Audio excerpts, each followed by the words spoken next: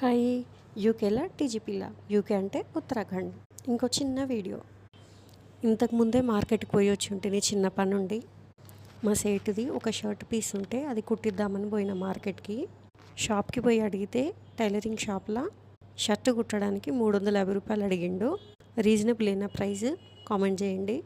జనరల్గా రెడీమేడ్ వేసుకుంటారు కానీ ఎవరో ఒక తెలిసిన ఫ్రెండ్ ఇచ్చిందనమాట షర్ట్ పీసు.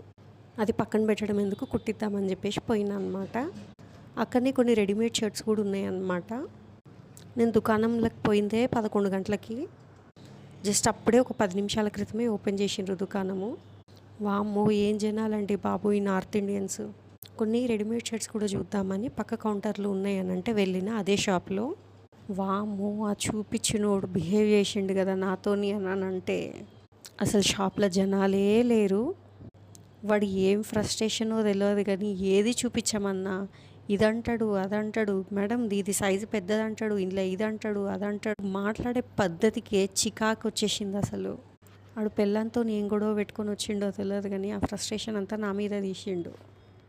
10,000 ఖర్చు పెడదామని పోయినా కూడా అట్లాంటి ఫ్రస్ట్రేటెడ్ మనిషి మనకు కనుక దొరికిండు అనుకోండి, రూపాయి కూడా ఖర్చు పెట్టబుద్ధి కాదు. ఏమంటారు?